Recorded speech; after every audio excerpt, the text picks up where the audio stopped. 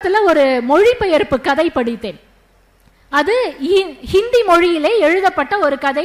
பிஷம் சாஹனிங்கிறவங்க எழுதின கதை. கதையுடைய பெயர் மேலதிகாரி விருந்துக்கு வந்தார். அது அந்த கதை மொத்தமே 10 பக்கம் தான். ஃப்ரண்ட் அண்ட் பேக் போட்டிங்கன்னா 5 பேப்பர் தான் இருக்கும். அந்த கதையை வாசிக்க ஆரம்பிச்சு, சும்மா ஒரு பயணத்துல பொழுதுபோக்குக்கு வாசிக்க ஆரம்பிச்சேன். அந்த கதையில ஒரு கணவனும் மனைவியும் வீட்டில் இருக்காங்க. அந்த கணவன் பேரு ஷாம்நாத். இவங்க 2 பேரும் வீட்டில் இருக்கும்போது வீட்டுக்கு ஷாம்நாத்தோட உயர் அதிகாரி வீட்டுக்கு வருவதா சொல்றார்.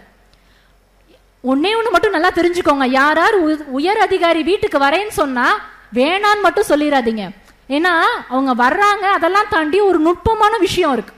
ஏன்னா உயர் அதிகாரி யாராவது வீட்டுக்கு வந்தாதான் அதனால் வரைக்கும் நம்ம வீட்டில் இருந்த குப்பையெல்லாம் கிளீன் பண்ணுவோம், எல்லாத்தையும் தூசி தட்டுவோம், தொடைப்போம், வீடு அப்படியே சுத்தமா பளபளன்னு ஆக்குவோம். இப்ப இந்த கதையிலையும் ஷாம்நாத்தோட உயர் அதிகாரி வீட்டுக்கு வரேன்னு சொல்லி இருக்கிறார். உடனே கணவனும் மனைவியும் எல்லா பொருளையும் சரி செய்யறாங்க, வீடை சுத்தம் பண்றாங்க. இப்ப வீட்டுல இருக்கிற எல்லா பழைய பொருளையும் எடுத்து வைக்கிறாங்க. அப்ப ஷாம்நாத்துக்கு ஒரு மிகப்பெரிய ஒரு பாரம் இருக்கு. வீட்டுல ரொம்ப பழைய பொருள், கிட்டத்தட்ட ஒரு 70 ஆண்டுகளாக வீட்டுல இருக்கிற ஒரு பழைய பொருள், அதை என்ன பண்றதுன்னு தெரியல. அதை எப்படியாவது மறைச்சு வைக்கணும். நீ என்ன பண்ற, ரூம் கதவை திறக்கிறார். ரூம்குள்ள அந்த பழைய பொருள் இருக்கு. அந்த பழைய பொருள் வேற எதுவும் இல்ல, அவருடைய அம்மா.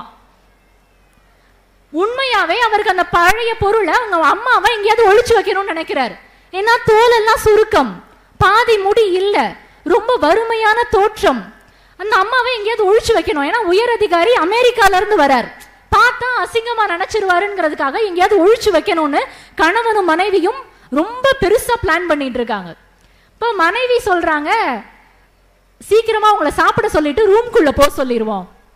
கணவன் யோசிக்கிறார், ஷாம்நாத் யோசிக்கிறார், ரூம்குள்ள போயிட்டா ஒருவேளை வருகிற விருந்தாளி, ஏன்னா ஆபீஸ்ல உயர் அதிகாரி கூட வேலை பார்க்கறவங்க எல்லாரும் சேர்ந்து வராங்க, யாராவது ரூம் கதவை திறந்து உள்ள போயிட்டா அம்மா இருக்கிறத பாத்துருவாங்க. மனைவி சொல்றாங்க, வெளியில தாப்பா போட்டு பூட்டு போட்டுருவோம். சரி பூட்டு போட்டுருவோம் அப்படின்னு யோசிக்கும் பொழுது கணவர் சொல்றார், அம்மா தூங்கிட்டாங்கன்னா கொரட்டை விடுவாங்க, கொரட்டை சத்தம் ஊருக்கே கேட்கும், நம்ம வெளியில தெரிஞ்சு போயிரும், அசிங்கமாயிரும். இப்ப என்ன பண்ணலாம் அப்படின்னோடனே அம்மாவை போய் வராண்டால உட்கார வைப்போம். உயரதிகாரி எல்லாரும் வந்து ஹால்ல இருந்துட்டு வராண்டாக்கு வரும்போது வராண்டால இருக்கிற பாத்ரூம் வழியா அம்மாவை பாத்ரூம்குள்ள போக சொல்லிடுவோம் அப்படின்னு பிளான் பண்றாங்க. உண்மையாவே இந்த மாதிரிலாம் நடக்குது. உயரதிகாரி வந்தோடனே இதை பண்ண சொல்லிடுவோம்னு நினைக்கிறாங்க.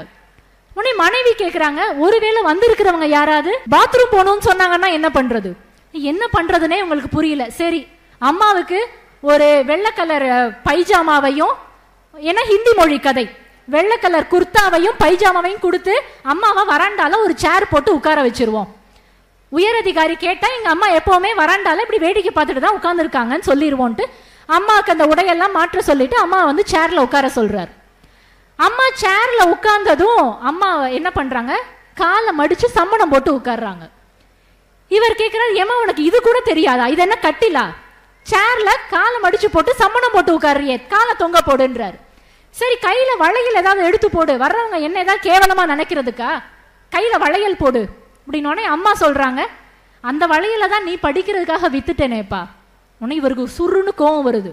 வளையல் இல்லைன்னு சொன்னா பத்தாதா, என் படிப்புக்காக நீ அதை வித்தா நீங்க சொல்லி காட்டணுமா, நீ மட்டும் தான் உலகத்துல வித்தியா, வேற யாரும் செய்யலையா, இதெல்லாம் கடமை தானேன்னு பொறிஞ்சு தள்ளுறாரு. உங்க அம்மா டக்குன்னு அமைதி ஆயிட்டாங்க. ஏன்னா வேற வழி இல்லை, 70 வயது முதுமை, என்ன பண்ண முடியும், அமைதியா அந்த சேர்ல உட்கார்ந்துடுறாங்க. உயர் அதிகாரி வர்றாரு, 8 மணிக்கு வர்றாரு. வந்தோன்னே வெளியில ஒரு மினி பார் மாதிரி செட் பண்ணி இருக்கிறாரு ஷாம்நாத். 10 மணி வரைக்கும் அந்த பார்ல இருக்காங்க. 10 மணிக்கு அந்த வராண்டா வழியா டைனிங் ஹாலுக்கு வராங்க, சாப்பிடுற இடத்துக்கு வர்றாங்க. அப்பதான் அந்த உயர் அதிகாரி அம்மாவை பார்க்கிறார். அம்மா சம்மணம் போட்டு உட்கார்ந்து ஓரமா சாஞ்சு தூங்கிக்கிட்டு இருக்காங்க, கொரட்டை விட்டுட்டு இருக்காங்க. தலையில ஒரு முக்காடு போட சொல்லியிருந்தார், அந்த கலைஞ்ச முடியும் முடி இல்லாம அந்த சொட்டை விழுந்ததும் தெரியக்கூடாதுன்னு முக்காடு போட்டு உட்கார வச்சிருந்தார். ஆனா அந்த முக்காடெல்லாம் கலைஞ்சு போய் அம்மா அப்படியே ஓரமா உட்கார்ந்துருக்காங்க.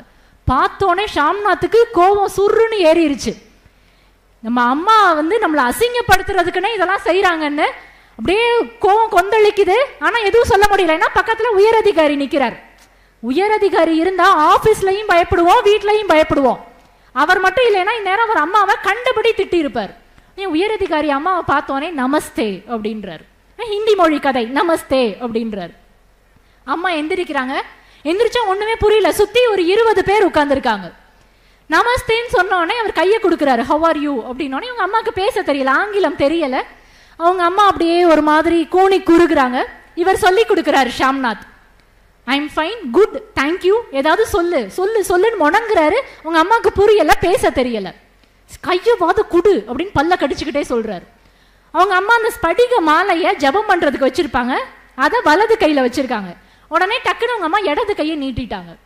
ஷாம்நாத் சும்மாவே கோவப்படுவார். இப்போ அதை விட அவருக்கு கோவம் ஜாஸ்தி ஆயிருச்சு. இந்த இங்கிதம் கூட தெரியலையேம்மா உனக்கு, ஏமா இப்படி இருக்க அப்படின்னு கேட்கணும்னு வார்த்தை முட்டுது.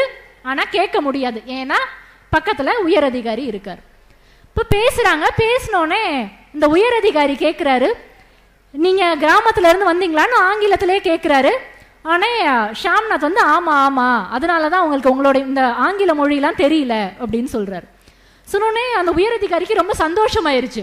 அப்படியா, கிராமமா, இந்த கிராமத்துல எல்லாம் இந்த கூடையெல்லாம் பின்னுவாங்கல்ல, அது உங்களுக்கு பின்ன தெரியுமாமா அப்படின்னு கேட்கிறாரு. கேட்டோடனே அந்த அம்மா வந்து, முன்னாடி பின்னுவேன், இப்பெல்லாம் பார்வை சரியா தெரிய மாட்டேங்குது, கையெல்லாம் நடுங்குது, என்னால பின்ன முடியறது இல்லை, அதனால நான் பின்றது இல்லைன்னு சொல்றாங்க. திருப்பி ஷாம்நாத்துக்கு கோபம் வருது. ஏன்னா தன்னை ப்ரூவ் பண்ணிக்கிறதுக்கு இது ஒரு மிகப்பெரிய வாய்ப்பு, நம்ம உயர் அதிகாரிக்கு குள்ளா போடுறதுக்கு நல்ல ஒரு வாய்ப்பு. ஆனா அவங்க அம்மா பண்ண முடியாதுன்றாங்க. உடனே இவர் ஆளுக்கு முந்திட்டு ஷாம்நாத் சொல்றாரு, எங்க அம்மா பண்ணி தருவாங்க, ஷியோர் சார் எங்க அம்மா பண்ணி தருவாங்க அப்படின்னு சொன்னோடனே உங்க சாப்பாடு ஏரியாவுக்கு வராங்க, சாப்பிடுறாங்க, கிளம்பிடுறாரு உயர் அதிகாரி. இப்ப ஷாம்நாத் அவங்க அம்மாவை போய் பாக்குறாரு. பார்த்து, அம்மா இந்த கூடை பின்றேன்னு சொன்னல, நீ பின்றதா அவர் நேராவே பார்க்கணும்னு சொன்னாருமா, என்னைக்கு பின்றேன்னு சொல்லு, நான் எங்க உயர் அதிகாரிய வர சொல்றேன் அப்படின்னோடனே உங்க அம்மா சொல்றாங்க, எனக்கு பின்ன தெரியாதுப்பா, நான் தான் அங்கேயே சொன்னேனே, என்னால முடியாதுப்பா, கையெல்லாம் நடுங்குது அப்படின்னோடனே ஷாம்நாத் சொல்றாரு, ஏமா வாழ்க்கையில உன்னால எனக்கு எந்த பிரயோஜனமும் இல்லை, நீ இப்ப இதை செஞ்சீனா ஆபீஸ்ல ஏற்கனவே ஏகப்பட்ட போட்டி அடுத்த பதவிக்கு போறதுக்கு, இப்ப நீ இதை செஞ்சீனா ரொம்ப சந்தோஷப்படுவாரு, எனக்கு பதவி உயர்வு கிடைக்கும், சம்பள உயர்வு கிடைக்கும், இதை கூட செய்ய மாட்டியாமா அப்படின்னு கத்துறாரு. இதுவரைக்கும் மகன் சொன்னது எதுவுமே உங்க அம்மா அந்த காதுல போல. ஆனா பதவி உயர்வு கிடைக்கும், சம்பள உயர்வு கிடைக்கும், நான் சந்தோஷமா இருப்பேன்னு சொன்னோனே அவங்க அம்மா ஒரு வார்த்தை பேசாம நான் பின்றேன்பான்னு சொன்னாங்க. அதுதான் தாய் உள்ளம் இல்ல? ஏன்னா எவ்வளவு கஷ்டம் இருந்தாலும், முடியவே முடியாதுனாலும் அத்தனை தெம்பும் தைரியமும் அதை பண்ணக்கூடிய ஒரு வீரியமும் மகனுக்கு தேவைன்னா ஒரு அம்மா செய்வாங்க. ஒரு அம்மா அங்க அப்படியே கண்ணீர் விட்டு அழுகுறாங்க. இந்த பொண்ணு கண்ணீரை வேற தொடச்சு விடுறாங்க. அதுதான் அந்த அம்மாவுடைய உள்ளம். எவ்வளவு நடந்தாலும் அம்மாவுக்கு மனசே வராது. இப்ப நம்ம நிறைய பேரு அம்மாவை பாத்துக்கிறதே எதுக்கு தெரியுமா? ஏன்னா அந்த கதையோட முடிவு என்ன தெரியுமா? அவங்க அம்மா வந்து, சரிப்பா நான் அந்த கூடையெல்லாம் பின்னிட்டு ஹரித்துவார் போறேன், என்னை கொண்டு போய் ஹரித்துவார்ல விட்டுரு அப்படின்னோடனே அதுக்கு மகன் என்ன பொதுவா சொல்லணும்? இல்லம்மா நீ எங்க கூடயே இருன்னு சொல்லியிருக்கணும். ஆனா அதுக்கு ஷாம்நாத் சொல்லுவாரு, நீ போயிட்டீன்னா ஊர்ல எல்லாரும் என்ன தப்பா பேசுவாங்க, அம்மாவை கூட இவன் பாத்துக்க மாட்டானேன்னு என்ன கேவலமா பேசுவாங்க, அதனால போகாதன்றாரு. இப்ப இங்க பல பேரு உண்மையோ இது வந்து ஏத்துக்கிறதுக்கு ரொம்ப கஷ்டமா தான் இருக்கும். ஆனா இங்க பல பேரு அம்மாவுக்கு 70 வயசு 80 வயசு தாண்டிய பிறகும் அம்மாவை பாத்துக்கலன்னா ஊர்ல ஏதாவது சொல்லுவாங்க, நம்மள கேவலமா நினைச்சிருவாங்கிறதுக்காக தான் அம்மாவை பாத்துக்கிறாங்க. இப்ப இந்த கதையை நமக்கு படிக்கும் பொழுது ஓங்கி மனசுல அரையிற மாதிரி இருக்கும். இப்ப இதே நம்ம பக்கத்து வீட்டுக்காரங்க சொல்றாங்கன்னு வச்சுக்கோங்களேன், அம்மாவெல்லாம் நல்லா பாத்துக்கணும்பா, அம்மாட்ட எரிஞ்சு விழக்கூடாதுப்பா, அம்மாவை அவமானமா நினைக்க கூடாதுப்பா, அம்மா தான் உன்னுடைய அடையாளம் அப்படிலாம் பக்கத்து வீட்டுக்காரர் சொன்னா நம்ம கேட்போமா? இவர் அம்மாவை எப்படி பாத்துக்கிட்டாருன்னு எனக்கு தெரியாது, வந்துட்டாரு அட்வைஸ் பண்ண அப்படின்னு கண்டிப்பா நம்மளால ஏத்துக்க முடியாது. இப்ப இங்கதான் இந்த புத்தகம் என்ன பண்ணுது அப்படின்னு நம்ம புரிஞ்சுக்கணும். இந்த புத்தகம் நமக்கு சொல்லுகின்ற அறிவுரை நம்மளுக்கு கோபம் உண்டாக்காது, அடிமனதின் ஆழத்தில் இருக்கின்ற நம்மளுடைய மனசாட்சியை கண்ணாடி பிடித்து காட்டும். நம்ம அம்மாவை நம்ம எப்படி பாத்துக்கணும்ங்கிறத வெளியில இருந்து யாரோ சொன்னா கேட்க மாட்டோம். ஆனா அறிவுரையாக அந்த புத்தகம் சொன்னால் நம்ம மனசுல ஆணி தச்ச மாதிரி இருக்கும். அதுக்காக புத்தகம் வாசிக்கணும்.